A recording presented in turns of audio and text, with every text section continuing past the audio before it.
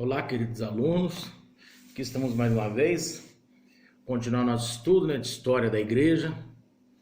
Espero que possa aprender um pouco mais, aproveitar. Queremos falar um pouco mais sobre as igrejas contemporâneas, suas origens, seus fundadores e como elas chegaram até hoje nos nossos dias, amém? Então, dando início ao capítulo 11, cada um pega sua apostila aí, página 121. Nós vamos falar sobre as denominações históricas hoje. Durante o século XIX, o cenário que os primeiros missionários encontraram foi uma deficiência no clero católico em atingir extensas regiões do país e seus respectivos fiéis. Ou seja, essa deficiência é o quê?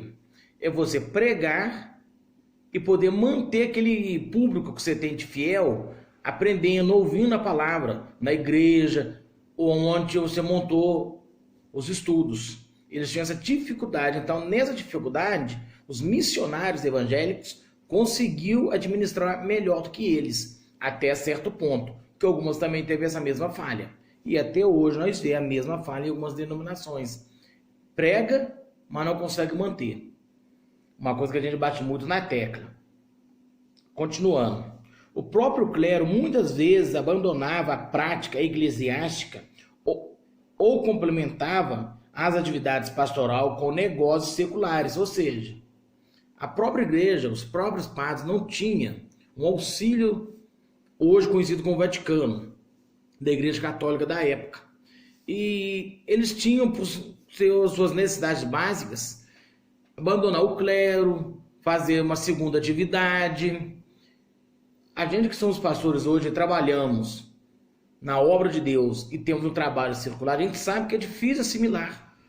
Hoje, com toda a tecnologia que a gente tem, é difícil assimilar, é trabalhoso. Imagina isso há 100 anos atrás, 200 anos atrás, 300 anos atrás, que a tecnologia era menor, o meio de se locomover era menor, era muito mais difícil. Então, alguns acabavam abandonando o seu ministério. Continuando a leitura aí, é claro que nem todos pensavam dessa forma, mas a existência desse discurso contrário ao catolicismo entre os próprios sacerdotes explica o sucesso alcançado pelos protestantes, como nós falamos. A leitura, esse texto falado, só um pedaço dele que nós vamos ler. Explicou-nos que era nulo o espírito de religião, ou seja, não existia um espírito religioso dentro da igreja católica. Tomando no clero quando o povo, tanto no clero quanto no povo, não existia um espírito religioso. O clero estava lá presente, tradicional missa de cor presente, e o povo também só presente. A gente vê isso hoje, infelizmente. Perguntamos-lhes que notícias daríamos ao mundo religioso com respeito ao Brasil. Daí nos deram uma resposta. Estamos em trevas, atrasados, quase que abandonados. Ou seja, o próprio clero da época, os padres locais, reconheciam o seu atraso, sua dificuldade, mas a igreja que os mandava não reconhecia, achava que eles estavam bem preparados, bem equipados. Por isso temos que andar antenado com os nossos pretendentes, nossos superiores, ouvir o que fala. A fase precursora. O primeiro estágio do protestantismo brasileiro se deu através do médico escocês Robert. Homem rico, iniciou uma obra evangelizadora juntamente com atendimento médico à população carente na Ilha da Madeira, onde conseguiu muitos seguidores, porém uma onda de perseguição religiosa proposta pela rainha portuguesa Maria da Glória o fez sair da Madeira, juntamente com vários seguidores para os Estados Unidos, ou seja, foi embora, um grande homem. Em 1855, chega ao Brasil, surpreso com o país através da leitura do livro do missionário Keynes. Ou seja, em 1855, esse missionário que estava na Ilha da Madeira, ele foge do país que ele estava para os Estados Unidos. Ele resolve dar um passeio aqui no Brasil. 1855. Aqui ele chegou, ficou fascinado com o Brasil e descobriu um missionário, que ele leu um livro que deixou escrito, o Kennedy, que nós já falamos dele nos capítulos anteriores, que ele fala mais claramente a dificuldade que o Brasil tinha de instalar a religião. E ele aproveita essas falhas e trabalha em cima dessas falhas, onde nós vamos aprender a achar as falhas que nós temos, o que nós temos de bom e de ruim. Pegar o bom, ampliar, e o ruim, melhorar. A estratégia de Kelly no Brasil foi buscar relacionar-se com autoridades civis e militares, inclusive com o imperador Dom Pedro II, que era vizinho em Petrópolis. Ou seja, ele se relacionava com quem? Com o povo na igreja e com as autoridades. Eu não tenho que pregar só para um grupo, eu tenho que pregar para todos. Eu não posso selecionar rico, pobre. Não, é todos. Mas cada um tem sua língua e seu modo de entender. Então, tu tem que ser um pregador que saiba falar para todos. Nós temos que nos preparar para isso. A data marcante que envolve sua estadia no Brasil é de 11 de junho de 1858, onde o primeiro brasileiro foi batizado segundo a fé evangélica. A origem protestante de Kelly era presbiteriana, porém no Brasil ele influenciado por sua esposa, adota os padrões congregacionais, onde apoia uma instituição independente da igreja mãe estrangeira, ou seja, faz uma separação. Ele continua com o ensino, mas cria padrões. Outras conquistas de Kelly para os evangélicos brasileiros foi a aceitação do casamento protestante perante a lei, que o casamento dos crentes protestantes, qualquer um, não era reconhecido perante a lei. Então ele consegue também esse reconhecimento perante a lei. O pastor dá a bênção de um casamento, que poderia ser até então só um padre, pelo rei ser católico. Então era o padre que dava essa aprovação, que dava esse testemunho. E ele consegue essa aprovação, que foi fato inédito. Continuando, os missionários presbiterianos e o padre Conceição. O trabalho do Dr. Kelly abriu o caminho para outros missionários e em 1859 a Igreja Presbiteriana dos Estados Unidos enviou o primeiro missionário presbiteriano. A grande dificuldade desses missionários americanos era a língua, o que impedia que pregassem a brasileiros, restringindo-se suas pregações a grupos de ingleses americanos, além de marinheiros de língua inglesa que desembarcavam no Brasil, ou seja, desembarcavam no Rio de Janeiro. Eles não tinham um preparo com a língua nativa para onde eles estavam indo. Eles vinham sem preparo, só o amor. O amor é muito bom, ele ajuda, ele é essencial, mas você tem que ter o preparo. É o que a gente faz no ITQ, um preparo para poder você ir a campo. O preparo ele é importante. Se a gente parar e analisar, todos passam por um preparo na sua vida. Todos temos que aprender. E esse preparo que vai nos levar para frente ou para trás. Simon está estabelecida no Rio de Janeiro e acabou constituída uma missão ocorrência do Dr. Kelly. Continuando nossa leitura na página seguinte, depois do telzinho aí, José Manuel da Conceição foi ordenado é padre, em 1845 e descreve diversas crises espirituais nos dogmas católicos. Então não é só Lutero. Lutero teve ênfase, foi conhecido, mas tem outros padres que mostram também dogmas católicos, como diz o autor Elime. Conceição se assemelhava a Lutero em suas crises. Converteu-se em 1864 através da pregação de Black. Iniciou uma verdadeira odisseia através do interior de São Paulo, onde realizou uma missão itinerante, pregando aqueles que antes tinham sido seus paroquianos, ou seja, Ele era um padre, 11 anos depois se tornou evangélico, presbiteriano, amou a palavra e começou a pregar para quem primeiro? Aqueles que eram da paróquia quando ele era padre, quando ele estava na igreja católica. Por que ele vai ter sucesso? Ele aprende a palavra, ama a palavra, reconhece que é a palavra verdadeira, mas ele tem costume cá na nação onde ele está situado, com os costumes locais, aonde vai fazer a diferença daqui para frente. É importante falarmos do Padre Conceição, pois foi ele quem abriu as portas para a instalação de um protestantismo genuíno brasileiro. Por que genuíno? Ele aprendeu, ele foi evangelizado, mas ele era brasileiro. Como padre, ele teve interesse e aprendeu. Gostou dos ensinamentos e começou a ensinar. E ele conhecia a sua tradição. É aquilo que a gente chama usos e costumes. Os americanos que vinham para cá, os missionários, eles tinham os costumes deles e queriam implantar os costumes.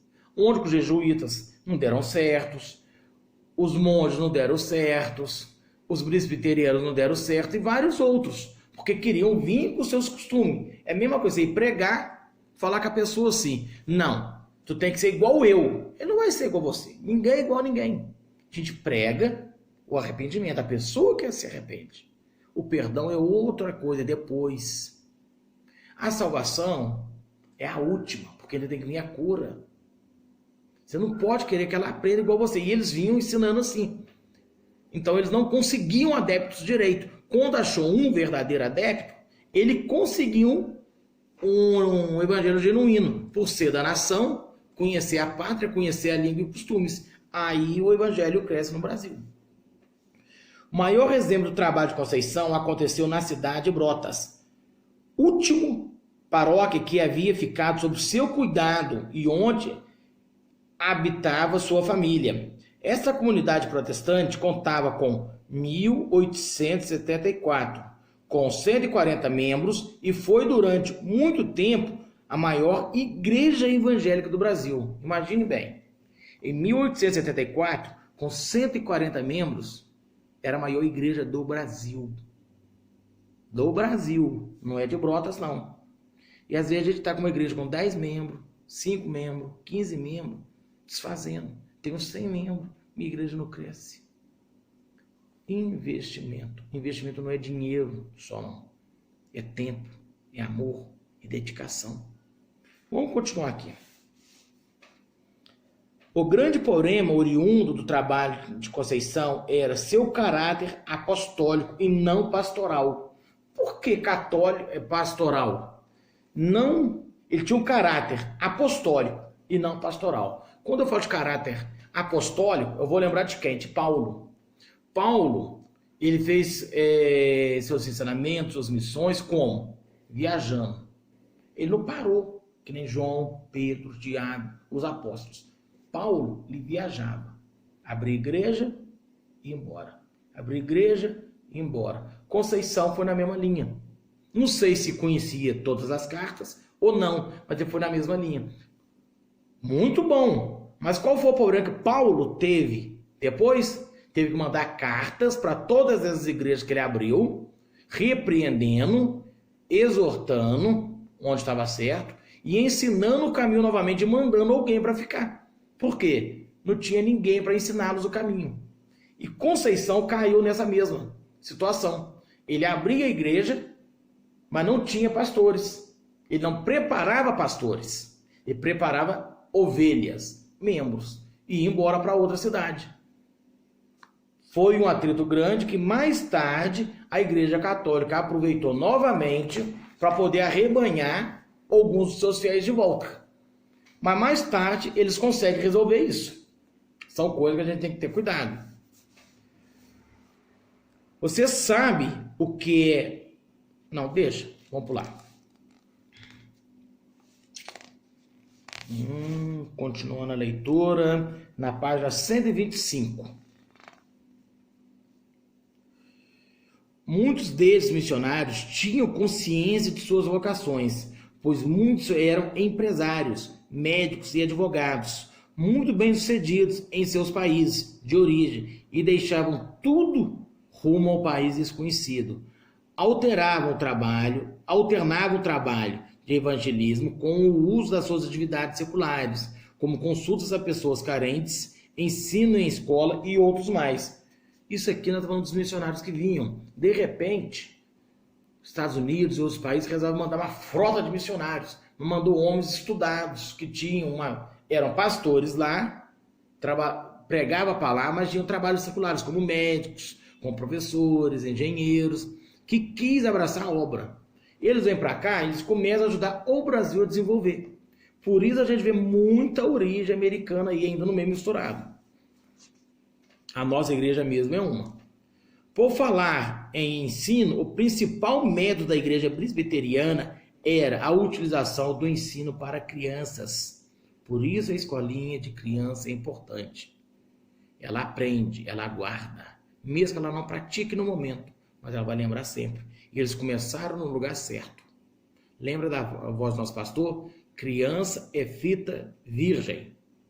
Você apaga, põe outra coisa em cima, mas aquela marca da primeira gravação fica ali por baixo. Ela sempre vai lembrar. Então eles começaram num ponto importante, que não pertence à fé protestante, que com a fundação da seminários para treinarem novos líderes locais que acompanhavam o crescimento das igrejas. Ou seja, eles não preocupavam com o ensino só para a criança deles, não. Todas as crianças eles ensinavam. Davam aulas e pregavam o evangelho no meio. O modo de evangelizar. Sempre tem jeito. Sempre falei isso. Sempre tem jeito, mas eu quero ensinar. Eu tenho que querer. 11.5. As crises internas do protestantismo e a primeira divisão. Com a estabilidade conquistada, os protestantes verificaram através do seu crescimento que os líderes da cidade acabaram ficando pequenos devido à concentração de igrejas nas mesmas regiões. O trânsito de fiéis de uma denominação para outra se mostrou bastante comum no Brasil na virada do século e que levou à tomada de algumas medidas definitivas para evitar a saída de fiéis para outras denominações. Ou seja, fiel estava na igreja Y, por qualquer motivo ele ia para X. Ficava um tempo na X, por qualquer motivo ele ia para H. O do H não estava satisfeito ele por algum motivo ou outro, vinha para Y ou para X. Nós vemos isso hoje, mas eles criaram na época, estava começando tudo, divisões, costumes, tantas igrejas por cidade, população tal. Hoje não é feito isso, uma divisão assim. Um exemplo disso é a cidade onde eu estou com a igreja. Cidade de 5 mil habitantes, 12 ou 14 igrejas. É mais igreja do que fiéis. Mas na época, no passado, eles fizeram isso para que todos conseguissem alcançar o povo com mais satisfação. Continuando a leitura na página 126, porém, o principal problema das denominações históricas estava dentro de suas paredes e não fora. Foram as relações entre a igreja protestante estrangeira e a brasileira que causou a primeira divisão. Por quê? Pensamentos, culturas, usos e costumes. No início da obra missionária, o sustento das igrejas brasileiras vinha do exterior, seja os gastos administrativos, seja o salário dos pastores. E mais importante, todas as decisões eclesiásticas eram tomadas por um grupo composto, em sua maioria, de pastores estrangeiros. Os líderes brasileiros queriam tomar a própria decisão e buscar atender aos interesses nacionais. Outro motivo de desentendimento entre estrangeiros e brasileiros era o ensino, ou seja, eles vinham querendo ensinar a cultura deles, nós queríamos ensinar a nossa. Nós queríamos ensinar no nosso costume do dia a dia, eles queriam ensinar no deles americanos. Começa a divisão, onde que muitas igrejas começam a desvincular da igreja mãe, da igreja que foi fundada, de onde teve a sua origem, por conta de metodologia, vamos dizer assim. Amém? Vamos continuar. 11.6.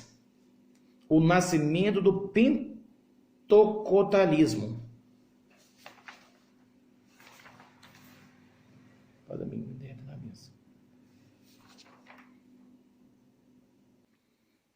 Continuando então, no tópico 11.6, o nascimento do pentecostalismo. A palavra Pentecostes, que acompanha as denominações que iremos estudar neste tópico, faz menção ao evento bíblico da descida do Espírito Santo sobre os apóstolos no cenário descrito no livro de Atos, capítulo 2. Desde então, ao longo da história da igreja, estariam movimentando na renovação aos moldes desses eventos bíblicos, porém, sempre foram considerados hereges e combatentes pela Igreja Católica ao longo de sua história. Ou seja, o Pentecostes, ele é um ato bíblico, que está no capítulo 2, o dia de Pentecostes, a descida do Espírito Santo sobre os apóstolos, sobre os seguidores, mas sempre combatido, perseguido pela Igreja Católica, a qual conhecemos hoje de Igreja Católica Apostólica Romana. Sempre teve essa perseguição. Agora que lá vem uma aceitação maior, porque não teve como. Houve avivamentos localizados na Europa, como na Escócia e na Inglaterra, e em outros locais, muitos bem demarcados geograficamente. O evento que marca este movimento pentecostal contemporâneo, sem dúvidas, foi o avivamento da Rua Azusa, em 1906. Então, diminuindo para chegando nos nossos dias aí. Esse avivamento da Rua Azusa, ele foi mais marcante. Normalmente, os estudiosos dividem o movimento pentecostal em 3 fases ou ondas distintas, a saber, a primeira onda, composta pelo pentecostalismo clássico ou histórico, do qual fazem parte as Assembleias de Deus e a Congregação Cristã do Brasil, e datam no início do século XX.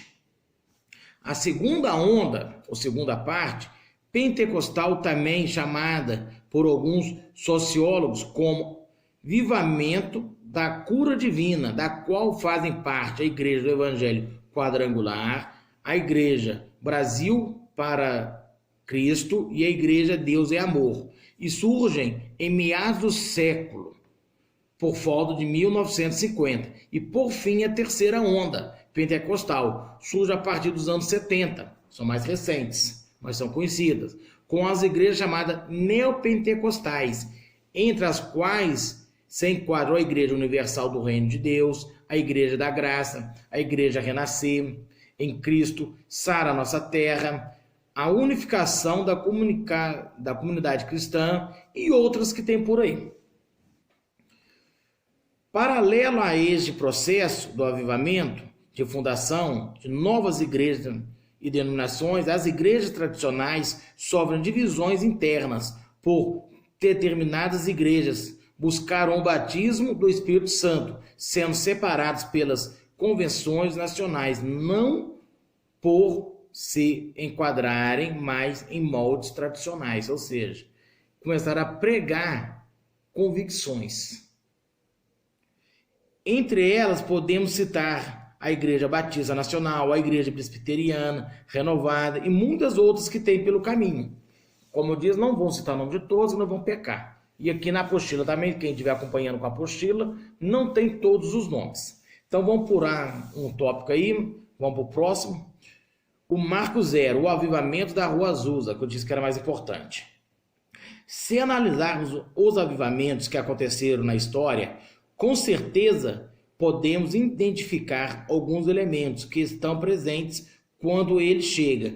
A prática da globalização, da glossolalia, que é o ato de falar em línguas estranhas, somados a um exceto espiritual causado pela manifestação do poder de Deus e do Espírito Santo, veremos que em cada uma dessas ondas de avivamento, a ênfase vai se modificando, porém estes sinais permanecem como um sinal externo de uma mudança interna na vida do indivíduo, na vida daquele que pratica a obra de Deus.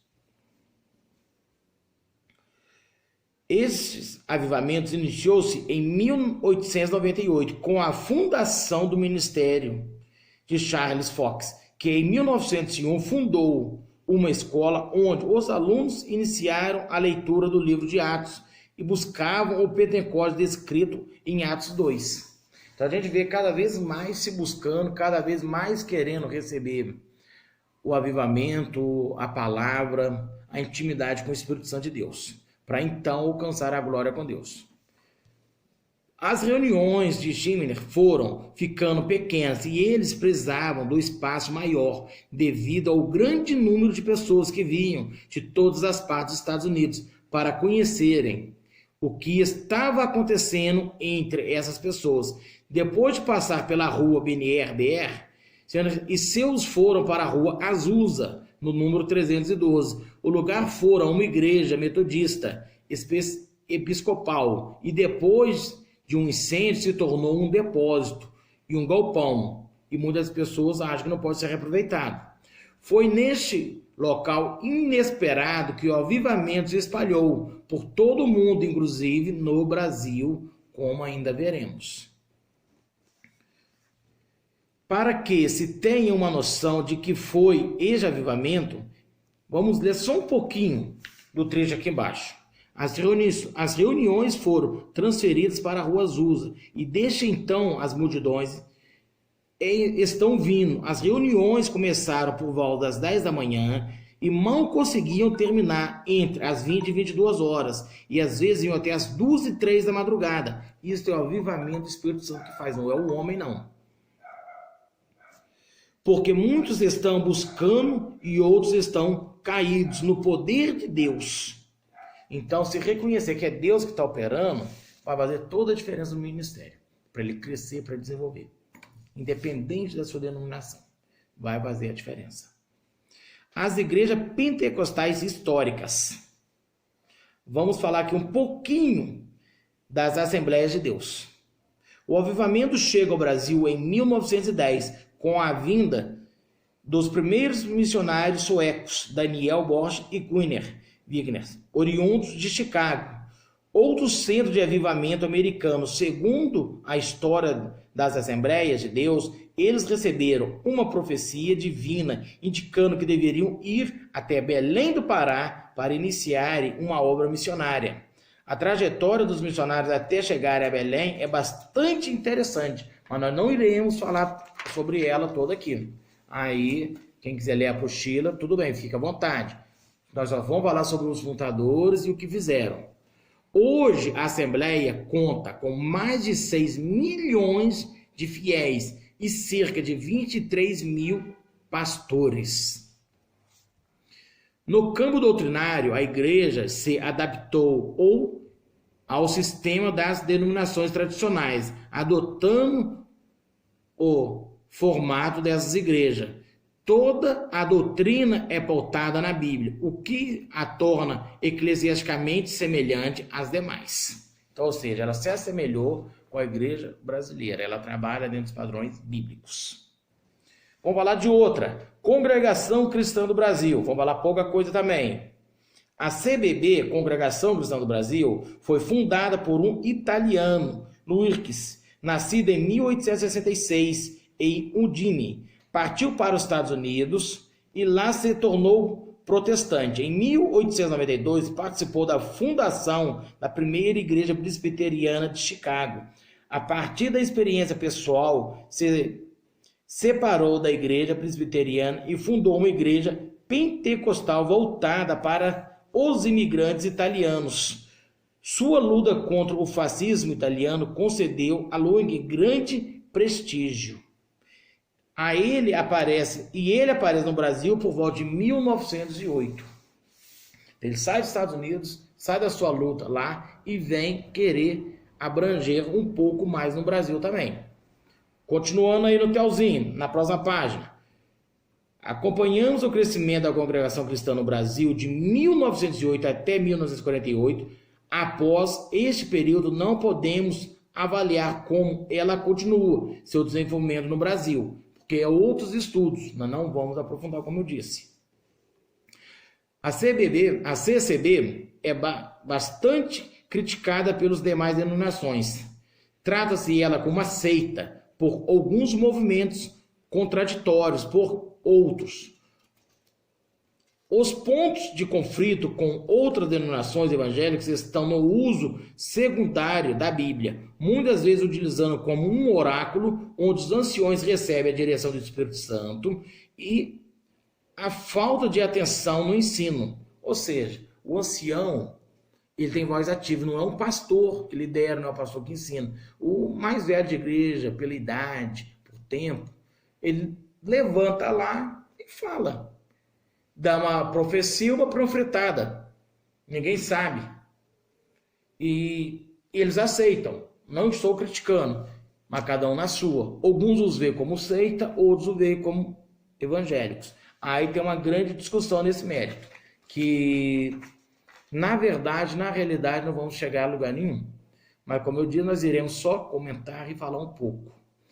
Vamos parar por aqui hoje, estudo o que nós falamos, espero que vocês possam ter aprendido um pouco mais aí, e até a próxima aula. Fiquem com Deus, Jesus abençoe. Amém.